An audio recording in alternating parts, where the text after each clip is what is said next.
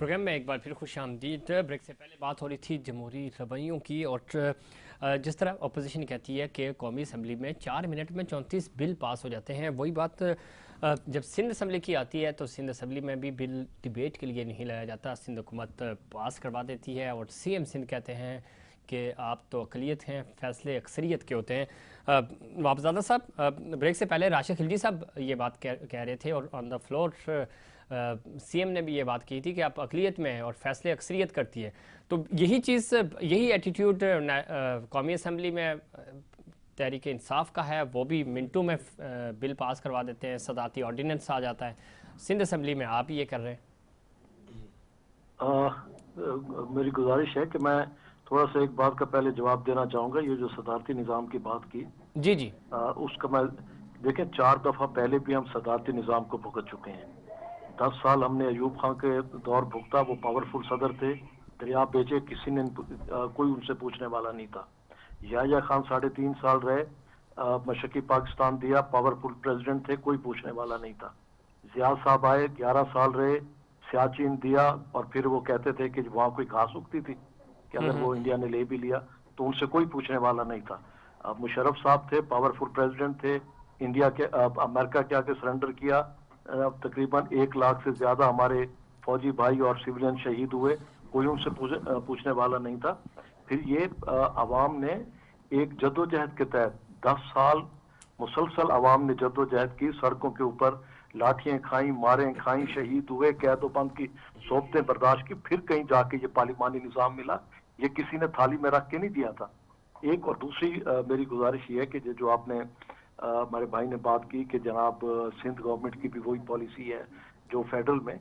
आप खुद देख लें कि वहाँ पर पंजाब असम्बली हो, KPK हो, अपना कौमी असम्बली हो, सेनेट हो, या बलूचिस्तान असम्बली, किस तरीके से वहाँ पे ये चीज़ें सारी बलडोज की जाती हैं। 60 से ज़्यादा बिल एक ही उसमें वो पास कर दिए जाते हैं, और जितना भी वहाँ पे प्रोटेस्ट वो नहीं करते। लेकिन अब पीपल्स पार्टी बिलीव करती है डायलॉग्स पर, पीपल्स पार्टी जमहूरी ज़हन रखती है। अब देखें कि JUI अपना GI से मुज़ाकरात हुए, उनके साथ अल्लाह के फजल से सारी मामला तय हो गए, सेटल हो गई। PSP से मुज़ाकरात हो रहे हैं, अब भी हमारा डेलीगेशन इस वक्त भी उनके धरने में बैठा है। वहाँ पर पीपल्स पार्टी को आप इनके साथ नहीं मिला सकते। लेकिन ये कह रहे हैं कि आप दोनों पार्टियों को, यानी PSP जिसकी एक सीट भी नहीं है, जमात की चलो कम से कम सिंध असम्बली में नुमाइंदगी जरूर है, एक सीट उनके पास है, और MQM जिसके पास सिंध असम्बली में अपोजिशन में बैठी हुई है, उन पे आप उन पे तशद्दुद करते हैं। वो ये कह रहे हैं कि हम पे क्यों तशद्दुद किया गया? हमारे लिए कोई अना का मसला नहीं है। हम MQM से भी बात करने को तैयार है। बाकी opposition party peoples party dialogue पे बिलीव करते हैं, और हम सबको साथ लेकर चलने के कायल हैं। हमारा ये नहीं है कि मैं खिलजी साहब का पॉइंट से बात नहीं करनी है, कोई ऐसी बात है। ठीक है, नवाबज़ादा साहब आपका पॉइंट आ गया। राशिद खिलजी साहब, गुफ्तगू सुनी आपने, वो ये कह रहे हैं कि हम तो डायलॉग पे यकीन रखते हैं, हम डायलॉग करने को तैयार हैं, हम PSP से डायलॉग कर रहे हैं, जमात के साथ डायलॉग किया। देखिए, बुनियादी तौर पर डायलॉग एक अच्छा है और जमहूरी रवैयों की निशानदेही करता है। लेकिन मैंने पहले कहा कि जो एक प्रॉपर फोरम है, असेंबली का फोरम है, जहां अवाम के इलेक्टेड रिप्रेजेंटेटिव बैठे हुए हैं, वहां आप बात करने के लिए तैयार नहीं है। वहाँ स्टैंडिंग कमेटी चले नहीं थी, सिलेक्ट कमेटी बना दी, इतना अहम बिल आवा था, इतनी अहम अमेंडमेंट आ रही थी। 2013 में भी जब ये बिल आया था, उस वक्त भी हमने इसकी मुखालफत की थी, और हम ये समझते हैं कि ये पाकिस्तान के आयन व कानून के मुताबिक, और बिलखुसूस आयन के आर्टिकल 140A से बिल्कुल मुताबिक कानून था। इसके अंदर इससे पहले मादी में जब ऐसी अमेंडमेंट लाई जा रही थी तो ये तय हुआ था कि ये पावर डेवोल्यूशन का फर्स्ट स्टेप है। इसके बाद सूबे से डिवीजन और डिवीजन से डिस्ट्रिक्ट और डिस्ट्रिक्ट से यूनिट तक पावर डिवोल्व किए जाएंगे। लेकिन जो रवैया मादी में वफाक का होता था, वही रवैया सिंध हुकूमत का है। हुकूमत अर्बन एरिया से टैक्स कलेक्ट करती सही है। लेकिन राशिद खिलजी साहब, अब CM सिंध ये बात कह चुके हैं कि अब हम इसको डिबेट पे लेके आएंगे, असेंबली में फ्लोर पे लेके आ रहे हैं, तो आप सेटिस्फाई हैं? ज़ाहिर वो नहीं, मैं समझता हूँ कि सिंध हुकूमत का जो पुराना ट्रैक रिकॉर्ड है, उसके अंदर वो कोई भी बिल ऑन फ्लोर नहीं लाते। ठीक है, जो भी चीजें हैं उनके अंदर अगर वो समझते हैं तो उनके हमने अपना एक बहुत मौसर की एक दस्तावेज सिंध हुकूमत को दी थी। ठीक है, हम ये समझते हैं कि कमिटमेंट के बाद جو بلدیاتی نظام ہے وہ 2001 سے بھی زیادہ پاورفل ہونا چاہیے، جو 2001 میں امپلیمنٹڈ تھا وہی ہونا چاہیے. جماعت کا بھی یہی مطالبہ کہ 2001 والا قانون جو ہے وہ بحال ہونا چاہیے. 2001 سے بھی زیادہ پاورفل. ہم نے اس کی کافی وزیر اعلیٰ سندھ اور وزیر بلدیات کے پاس بھجوائی تھی، اور ہم یہ سمجھتے ہیں کہ جو سندھ حکومت ہے اگر یہ سمجھتی ہے کہ بھائی یہ سندھ اسمبلی کا جو کام ہے، بھائی ہماری سندھ اسمبلی کام ٹھیک ہے، اس پہ سندھ حکومت بات، ہمارا کام فیصلہ اٹھانا نہیں ہے. ٹھیک ہے خلجی صاحب آپ کا پوائنٹ آ گیا. فرقان حسین صاحب آپ کس طرح دیکھتے ہیں، خاص طور پہ نواب زادہ صاحب جو ریفرنس دے رہے تھے؟ نواب زادہ صاحب نے بڑی پیاری بات کری. اس پہ ایک بات میں کروں، نواب زادہ صاحب نے بڑی اچھی بات کری. جمہوریت میں ڈیولیوشن آف پاور ہوتا ہے، تو وفاق کی سطح پر سندھ اقلیت ہو جاتا ہے. صحیح. جب آپ 18ویں ترمیم کر کے سندھ کو پاورز دیتے ہو تو کراچی والا اقلیت ہو جاتا ہے اردو اسپیکنگ. اب آپ جب کہتے ہو کراچی والے کو میں پاور دوں گا تو لیاری والا کہے گا میں اقلیت ہو گیا، کراچی کا میمن کہے گا میں اقلیت ہو گیا. That is the reason. یہ جو ڈیولیوشن آف پاور کا ڈیموکریسی میں کانسیپٹ ہے، یہ ان پرنسپل ہی غلط ہے، انتہائی بونڈا ہے. اور نواب زادہ صاحب نے ایک اور بڑی زبردست بات کری کہ ہم as a country, as a nation already بھگت چکے ہیں کئی سال صدارتی نظام کے اور کئی سال جمہوری نظام کے. دیٹ از دا ریزن آج ہمارے جیسے لوگ یہ کہنے پہ مجبور ہو گئے ہیں جب یورپین یونین کے 22-25 میرا خیال ہے 26 ممالک ایک ہو سکتے ہیں تو ہم مسلم امہ ایک کیوں نہیں ہو سکتی؟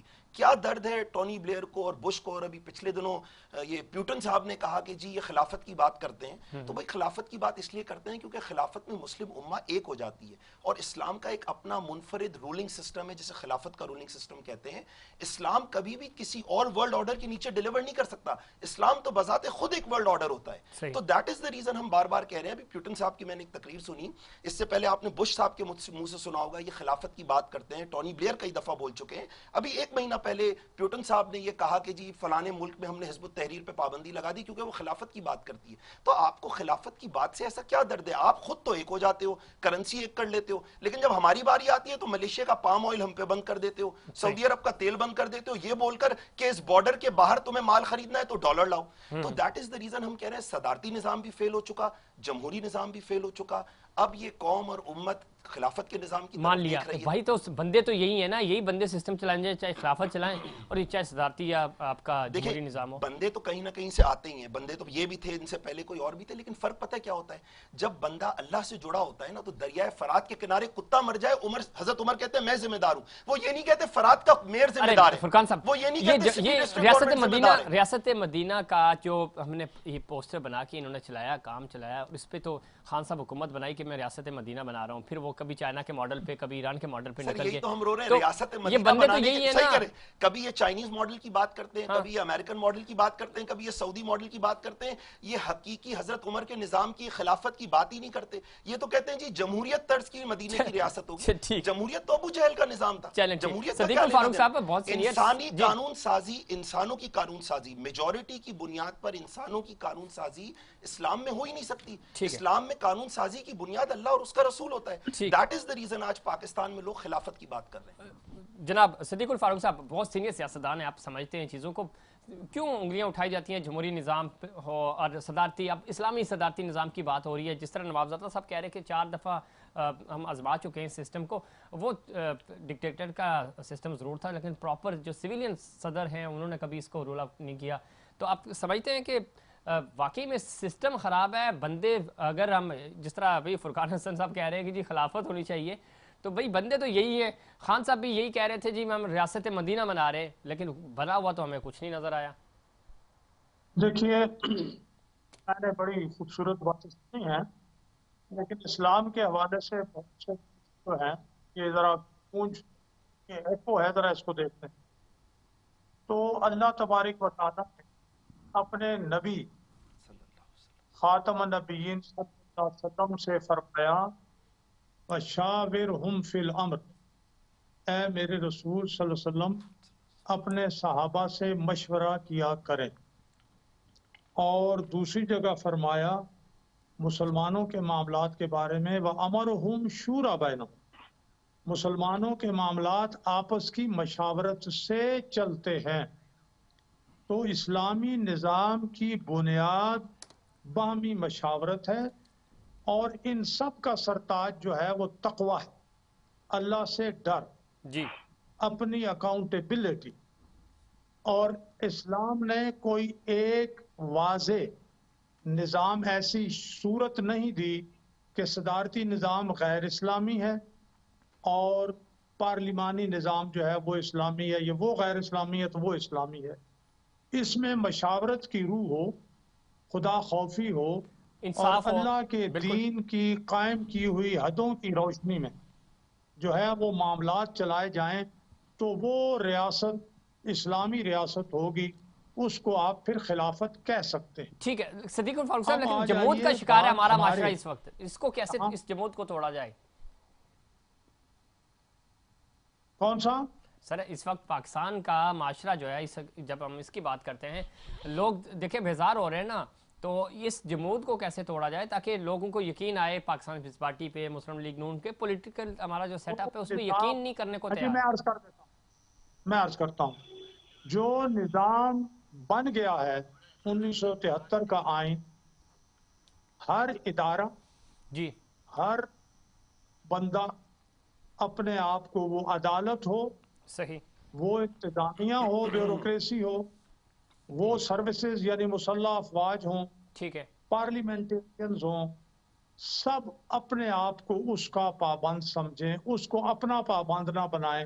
کوئی یہ کہنے والا نہ ہو کہ یہ آئین کیا ہے، 4 کاغذ ہیں، میں جب بھی چاہوں اٹھا کے پھینک دوں، اس لیے کہ اس میں یہ کہا گیا ہے کہ قرآن و سنت سورس آف لا ہے۔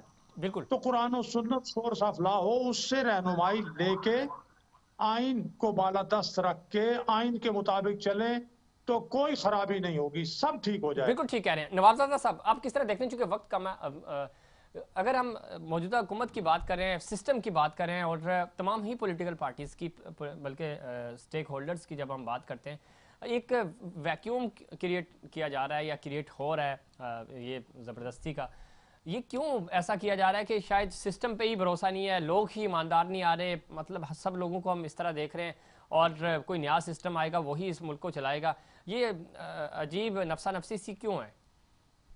دیکھیں یہ 73 کا آئین جو ہے یہ متفقہ آئین تھا، اور اسے بعد میں آنے والے ڈکٹیٹرز نے بھی، چاہے ضیاء آئے یا مشرف صاحب آئے، ان میں بھی جرت نہیں ہوئی کہ اسے وہ ختم کر سکتے یا اسے توڑ سکتے آئین کو، کہ وہ بھی سمجھتے تھے کہ اس کے بعد پھر اس قوم نے کبھی متفق نہیں ہونا کسی ایک پوائنٹ پہ آ کے، اور نیا آئین نہیں بن سکنا۔ اس آئین کی روح سے آپ صدارتی نظام نہیں لا سکتے، اور اگر صدارتی نظام کی کوشش کی گئی تو آپ کو آئین کو ختم کرنا پڑے گا، صحیح، ان اداروں کو ختم کرنا پڑے گا، پورے سسٹم کو، اور میں نہیں سمجھتا کہ پھر آپ اس ملک کو خاکہ بدہن آپ اسے چلا سکیں یا اسے آپ کسی اس کے اوپر لے آئیں، کسی سسٹم کے اوپر۔ یہ آخری ہوپ ہے، یہ آئین 73 کا آئین۔ بالکل اصل مسئلہ یہ ہے کہ اس کی جو آئین کی روح ہے اس کے اوپر عمل کیا جائے، اور تمام جو ہمارے ادارے ہیں وہ آئین کی پاسداری کریں، اور آپ دیکھیں گے کہ سسٹم چل پڑے گا۔ جب آپ تیار ہی نہیں ہوں گے، ادارے تیار نہیں ہوں گے آئین کے اوپر عمل، ہر ادارہ دوسرے پہ ڈالے گا اور وہ کہے گا کہ میرے پر کوئی پابندی نہیں، آپ کریں۔ ٹھیک ہے، وقت ختم ہو رہا ہے، آخری پوائنٹ میں آپ سے چاہوں گا، 2023 میں چونکہ ترکی میں جو اس پہ پابندیاں تھیں 100 سالہ وہ ختم ہو رہی ہیں، اور ساتھ ہی ساتھ تھوڑا سا پاکستان میں اور خاص طور پہ اسلام آباد میں پی ٹی آئی کے جو حلقے ہیں اس میں یہ چیزیں بھی ڈسکس ہو رہی ہیں کہ طیب اردگان جس طرح کا یعنی اسلامک صدارتی نظام ہے اس طرح کا کوئی ماڈل انٹروڈیوس کرانے کی کوشش کی جا رہی ہے، کیونکہ حکومت یہ کہہ رہی ہے کہ ایسا کچھ نہیں ہے۔ شیخ صاحب بھی آج کہہ رہے تھے کہ یہ ساری ایسی افواہیں ہیں، لیکن افواہیں تو خیر نہیں ہیں، بہت ساری معاملات اس پہ باتیں ہو بھی رہی ہیں۔ دیکھیں اس وقت جو ہے نا آئین کے ہوتے ہوئے تو سوال ہی پیدا نہیں ہوتا کہ یہ کچھ کر سکیں۔ اب صرف مسئلہ یہ ہے کہ جو روزمرہ کے معاملات ہیں، جس طریقے سے قوم بیزار ہو رہی ہے، مہنگائی کی وجہ سے لوگ خودکشیاں کر رہے ہیں، بجلی اور گیس اور پیٹرول کی جس طرح ریٹس بڑھ رہے ہیں، اور پھر کھاد کی شارٹیج ہو رہی ہے، اب آٹے کا بحران پیدا ہو رہا ہے، سارا وہ اس پر سے صرف توجہ ہٹانے کے لیے۔ ٹھیک ہے راشد خلجی صاحب، آپ کیا سمجھتے ہیں واقعی اسلامی کوئی صدارتی نظام آنا چاہیے یا انہی لوگوں کو اسی آپشنز کے ساتھ آگے بڑھنا چاہیے؟ ہمیں جیسے بھی ہو، مسلسل 2008 سے ہم دیکھ رہے ہیں کہ کم از کم جمہوری حکومتیں کام کر رہی ہیں، جیسا بھی کر رہی ہیں چل رہی ہیں، یہی جو دیے جلیں گے تو روشنی ہوگی۔ دیکھیے بنیادی طور کے اوپر نظام کوئی اچھا یا برا نہیں ہوتا، مسئلہ سے آپریٹ کرنے والے کتنی سنسیئرٹی کے ساتھ اور کتنے اس کے جو رولز ہیں ان کو فالو کر رہے ہیں۔ لیکن اب تو پاکستان کے اندر آپ کوئی بھی نظام لے جب تک हम कलेक्टिव डेमोक्रेसी की तरफ ले जाएंगे। सिद्दीकुल फारूक साहब ने बहुत अच्छी राय दी थी कि मुशावरत का हुक्म था, नबी अकरम सल्लल्लाहु अलैहि वसल्लम के दौर में भी मुशावरत का हुक्म था। तो बात है कि जब आप एक कलेक्टिव डेमोक्रेसी की तरफ जाएंगे, तमाम सब चीजें आयन, कानून और इंसाफ पर मबनी होगी, तो ये रियासत तरक्की भी करेगी। फिर हमें कोई स्लोगन लगाने की जरूरत नहीं पड़ेगी, हमारा एक्ट बताएगा। ठीक है। बात यह है कि पाकिस्तान के अंदर दावे बहुत सारे लोगों ने किए, लेकिन सारा का सारा मतलब सिर्फ सियासतदानों तक डाल दिया जाता है। मैं समझता हूँ हर इदारे को। ठीक है राशिद साहब, आखिरी पॉइंट, चूंकि प्रोग्राम का वक्त खत्म हो गया, महंगाई खत्म नहीं हो रही है, अवाम जो है उसकी दस्तरस से चीजें निकलती जा रही हैं, कुछ नजर आ रहा है कि अवाम के लिए कुछ बेहतर होगा, निजाम कोई भी हो, कम से कम अवाम को तो कुछ खाने पीने को मिले। मैं समझता हूँ इसके अंदर हम सबको जो है ना एक चीज पे तय करना पड़ेगा कि जो बुनियादी जरूरी ग़िज़ाई अजनास हैं, अशिया हैं, उनके लिए गवर्नमेंट को एक सब्सिडी का सिस्टम लेना चाहिए, जैसे दुनिया भर के मुस्लिम ममालिक में होता है। हम अपने गैर जरूरी अखराजात खत्म करें। फुरकान भाई आप आखिरी 10 सेकंड है, क्या कहेंगे? सर बस 10 सेकंड में कहूंगा, मशवरे की बुनियाद भी जो अल्लाह ताला का हुक्म है कि मशवरे से अपने मामलात बाहमी मशवरे से तय करो, तो मशवरे की बुनियाद 2/3 अक्सरियत नहीं हो सकती, मशवरे की बुनियाद दोबारा कुरान होगा। दूसरा मैं चाहूंगा, टाइम शॉर्ट है, सिद्दीकुल फारूक साहब बहुत बड़े पॉलिटिशियन है, अगर दोबारा ये कभी टाइम दें तो इस टॉपिक पे जरूर बैठेंगे और सीखेंगे भी और अपनी बात भी पेश करेंगे इंशाअल्लाह। साहब आखिरी पॉइंट, अवाम के लिए कुछ अच्छी खबर। देखिए, इस वक्त अवाम के लिए सबसे बड़ा मसला है कि उनका रोजमर्रा की जो जरूरियात की चीजें हैं, अब कल ही आप देखें कि एक तरफ कहा गया कि जी पेट्रोल और डीजल की कीमत हम नहीं बढ़ा रहे, हम उसे कर रहे हैं, दूसरी तरफ घी और बाकी चीजों की कीमतें बढ़ा दी इन्होंने 30-30, 40-40 रुपए। तो ये सारा कुछ हो रहा है अवाम के साथ। अवाम अपनी जगह वो कर रही है, ये इसे लेकर सदारती निजाम के तरफ चल पड़े। कल को कहेंगे जी सदारती निजाम अब कामयाब नहीं हो, हमें डिक्टेटरशिप चाहिए। ठीक है नवाज साहब, आपका आगे पॉइंट। सिद्दीकुल फारूक साहब, एक डिमांड आई है कि आपके साथ इस्लामिक प्रोग्राम या इस तरह नेक्स्ट निजाम के ऊपर बात करेंगे, वो जरूर हम इस प्रोग्राम को रखेंगे। और आखिरी पॉइंट, आखिरी 10 सेकंड है सर, क्विकली। देखिए जी, तमाम जब तक कौम में इत्तेफाक राय नहीं होता, जब तक जितनी सियासी पार्टियां हैं बाहर से उनमें मुदाखलत बंद नहीं होती और वो बैठकर कंसेंसस इत्तेफाक राय, कौमी संगीन जो मसाइल हैं उन पर इत्तेफाक राय पैदा करके एक दूसरे का एहतराम नहीं करते, कौम से सच बोलना नहीं शुरू करते, ये धोखेबाजी कि जी पेट्रोल नहीं तो इधर, इधर नहीं तो उधर, 100 दिनों में इनकलाब ले आएंगे और फिर जी करप्शन में हम नाकाम हो गए, फिर कहते हैं 3 महीने में, हमने तो पहले 3 महीने में करप्शन खत्म कर दी। इख्तिलाफ राय पे इत्तेफाक राय करें, रवैये खत्म हो गए तब जाके ठीक है, रवैये खत्म होने चाहिए। बहुत शुक्रिया आप चारों मेहमानों का। नाज़रीन, प्रोग्राम का वक्त खत्म हुआ, उम्मीद करता हूँ दीगर प्रोग्राम्स की तरह आज का प्रोग्राम भी आपको पसंद आएगा। मुझे और इनसाइड पाकिस्तान की पूरी टीम को दीजिए इजाजत। अल्लाह निगहबान।